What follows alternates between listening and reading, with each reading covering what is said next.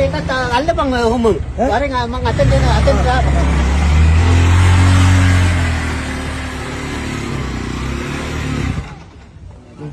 හරි මචං පොට්ට.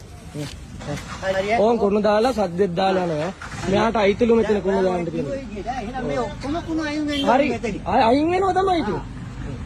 ඕන් කුණු දාලා සද්දෙත් දාලා යනවා. ඕන් බෝඩ් එක මෙයා කියලු පහපාර මෙයා පොඩි කාලේ ඉඳන් මෙතෙන්ට ලකුණු දාන්නේ. අපි මේ මහපාරේ ඉඳන් හරි. ඔයාට කුණු දාන්න මෙතන අයිතින්නේ. හරි. එහෙනම් මේ ඔක්කොම නවත්තනවා අර හරි ඒක තමයි මෙහෙමයි අයියා. ඔයාලා ක්ලීන් කරලා මෙතන ක්ලීන් කරලා කියන්න බෝඩ් එකක් ගහලා දාන්න. ඔයාට කිව්වේ හොඳින් අමාම ආයෙ දාන්න එපා කියලා. ඔයා මොකද? ඒක තමයි. ආයෙ හරි මල්ලි වැරදීමක් ආයෙ දාන්න එපා කියන එක වෙනම දෙයක්. මං ඉතින් අවුරුදු ගානක් තිස්සේ හරි අවුරුදු ගානක් දාපු කෙනා ඉවරලා කිව්වනම් ආයෙ දාන්නේ අපි. හරි.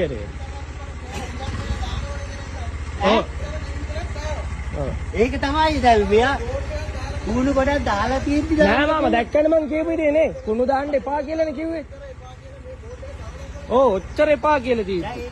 දැන් අයියා අවුරුදු ගානක් ඉඳන් ඔතනටනේ කුණු එකතු කවුද මෙතෙන් කුණු එකතු කරන්නේ? කවුද කුණු එකතු කරන්නේ? මෙතෙන් කවුද කුණු එකතු කරන්නේ? ගානක් ඇවිල්ලා මෙතන ඉන්නේ අර මෙතන එකතු කරන්නේ මෙතන මෙච්චර බෝඩ් ගහලා තියෙද්දි. ඈ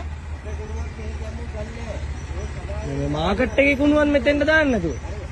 කවුද කියලා අහනවා මගේ.